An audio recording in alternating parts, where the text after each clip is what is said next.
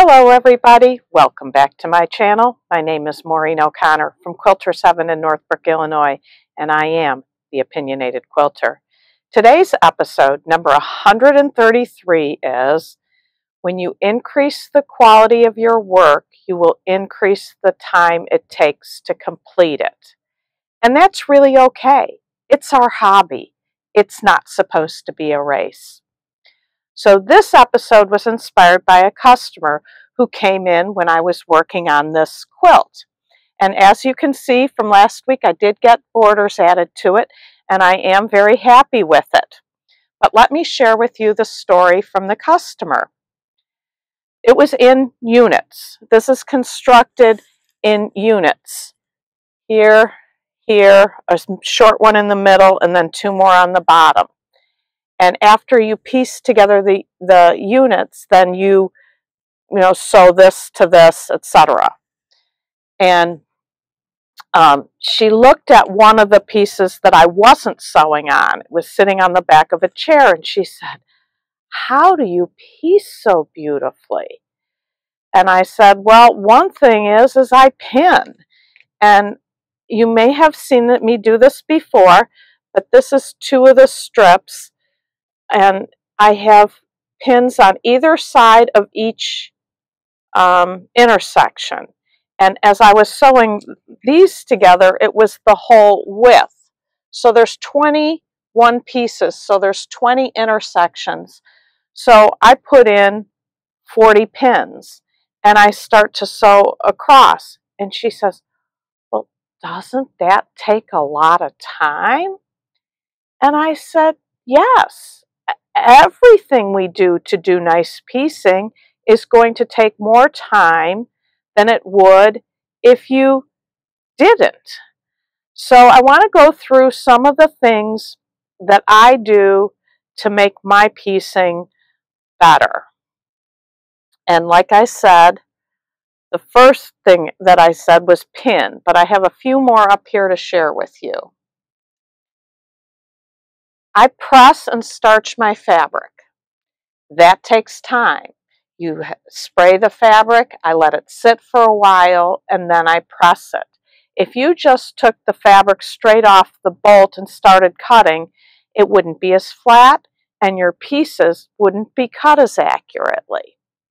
That leads us to our second point. Cut accurately. That takes time. You want to lay your ruler on your fabric. You want to square up your edge. And, each ruler is a little different. So if you switch from ruler to ruler, you really have to be careful that you're on the correct line. I can't tell you over the years how many times I have cut 3.5 when I meant to cut 3 and vice versa, just because the rulers are slightly different. So it takes time to double check. Make sure you're cutting in the right spot. We already talked about pinning. Rip and resew. So many people don't want to rip. Okay, this is really a little crazy. One of these two borders, I don't remember which one it was, but one of them I ripped twice. So I sewed that border on 3 times. Why did I do that? Well, first of all, the first mistake was really dumb. And that was I didn't make sure that the strip was long enough. I just, in my head, had it that this wasn't longer than full width of fabric. So I sew, I get all the way down to the bottom, and I'm about this much short. Great. So I ripped that. And then I sew together a third strip to, I shouldn't say a third strip, I cut another strip because I had one strip allocated to one side and one strip allocated to the other side. And I now knew that that wasn't going to be long enough. So I needed more fabric. So I cut one more strip, pieced all 3 together in one, and I knew that I don't like to have the intersection, where the piecing is, I don't like to have it up close to any of the corners. I like to have it more centrally located. So I knew that I wouldn't just start at the top of the strip because I was only that much short. So my seam would be right at the bottom. And of course I decided to start sewing it at about 4:30, 4:40 when I'm kind of going down in my energy level and brain power. And I just started sewing. So I get almost down to the end and I'm like, oh great. So I ripped it a second time, moved up where I was starting on that first strip and got it, the seam located where I wanted it to be located. Now I know everybody's not going to do that. If that doesn't bother you that the intersection, that the seam is close to the edge to your quilt, you get to do what you like. But I am always willing to rip in the event that it will make my finished product look better to me. So to me, if you're going to sew, your seam ripper is one of your best friends. The other thing that I will rip is if I have two strips sewn together. I have a yellow and a green scrap that I just sewed together for fun. And you can see the little yellow sticking out at the top there. And sometimes that happens because in these strips, I don't pin. I just hold them together and make sure they stay together. So sometimes I get to the ironing board and I see that I haven't held them together evenly perfectly. Well, I'll rip that little section and re-sew it and fix it. And to me, that's worthwhile to get a good finished product. I also will rip out seam allowances that have flipped to the other direction that they were supposed to be, and I will re-sew those down. And of course, bad intersections. If the corners don't meet well enough for me, I rip and re-sew. All of that takes time.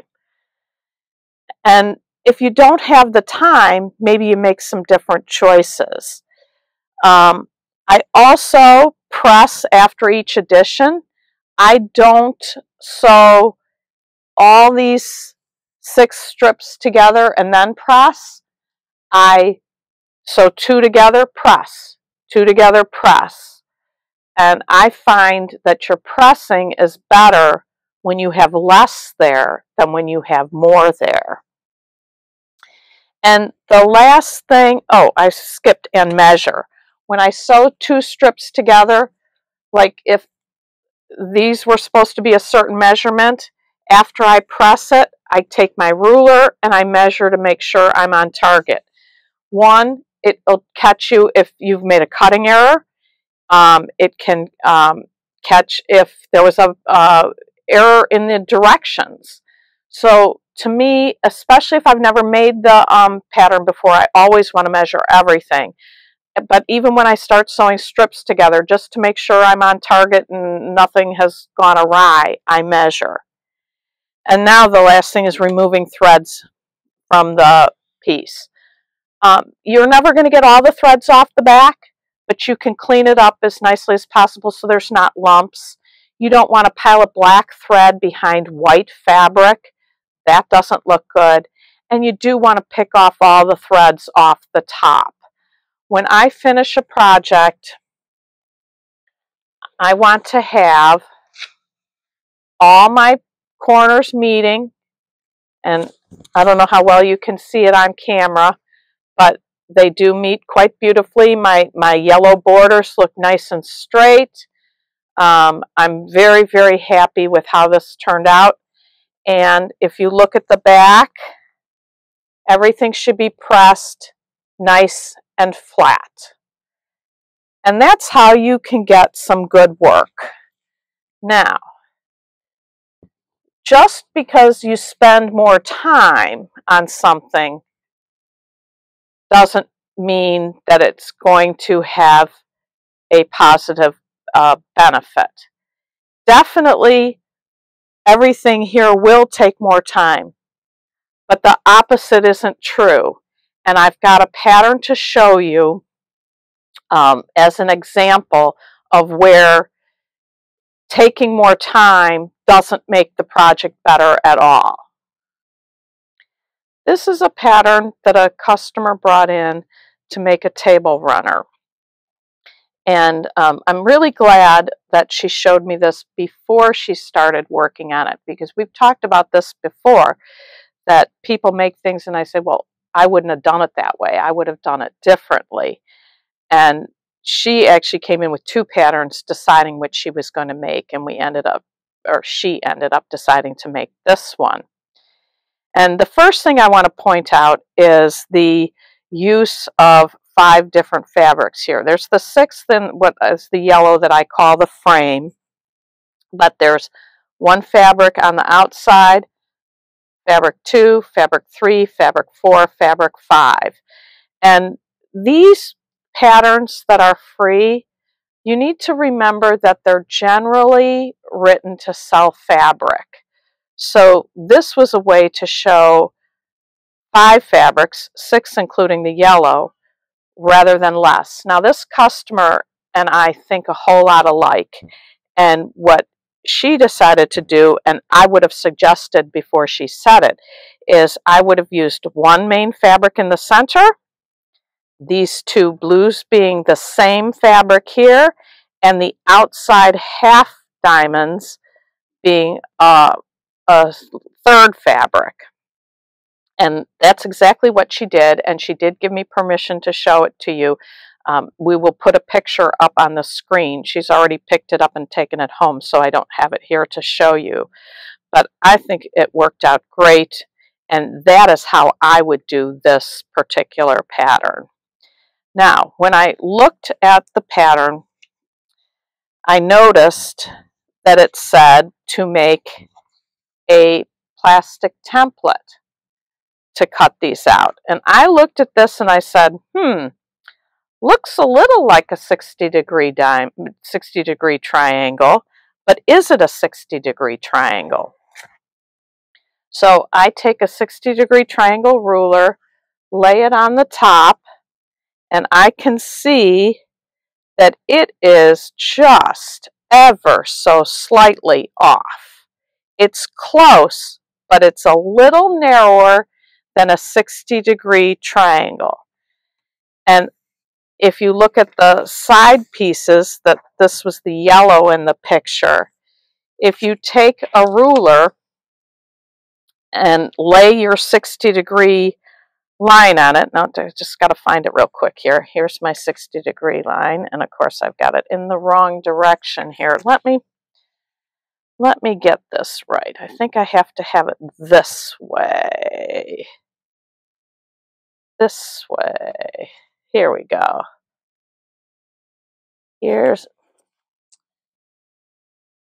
No, I still have it upside down. Now, I did this fine when the customer was here, so it's got to be this way. There we go. Okay, so now I've got my 60-degree line on the bottom of the piece you're supposed to make a template from. And see how it's just slightly off? It's real close, but it's not 60 degrees. So I say to myself, how much benefit from changing it from 60 degrees to, say, I don't know, I didn't measure, maybe 58 degrees, something like that. How much benefit are you going to get out of that? To me, it's not worth it. It will take more time to cut templates. It will be harder to cut your pieces, because I don't know if any of you made templates anytime recently, but when we used to in the olden days, you'd make a cut and you'd slice off part of your plastic template. So the customer decided she was just going to use the 60 degrees and have her diamonds be just slightly fatter than the picture. And I wonder about when this pattern was submitted to Meredith Corporation, why wouldn't they say something like, you know, this is really close to 60 degrees. Why tell our readers to make templates out of template plastic and cut all your pieces from plastic instead of being able to use rulers that they already have. If you work for Meredith Corporation out there somewhere, if you have any insight into that, I would love to hear it, because using something that's just slightly off a standard measurement does not make sense to me. It takes more time, it's more difficult, and to me, you don't get any better result. So that's the episode for now. I want to name the winner of this last week's giveaway and announce the new giveaway. The winner of Maureen's purchase without a purpose is D.O. Yoder 2776. DOYODER 2776. Please send me your mailing address to quiltersheaveninc@gmail.com and I will get it out to you. This week's giveaway is more fabric, and this was a donation, and while it could be considered good for Project Linus, they don't want this for their giveaway table because there's too much stuff cut up. And this is from the Moda collection called Animal Crackers, and they would take pieces like this, some nice good sized pieces, but since I'm giving you a whole bunch of stuff that's cut up, I thought giving you this would help with border and backing. So there is in here a bunch of cut up pieces. There's a lot of this size strip, and I don't know what the original pattern was supposed to be, but I hope one of you can find something good to do with it. It also has, I didn't count the number of squares in here, but this sure feels like an almost full layer cake. So certainly a layer cake pattern could work, and maybe these could be a border or something, I don't know. I'm hoping one of you will be creative enough to do something good with it. And if you'd like to win, you all know what to do. Like this video, comment, and subscribe to my channel. And in the comment, put Animal Crackers, and you will be entered to win. So that's it for today. Thank you so much for watching. Keep the comments coming, and until next time, happy sewing.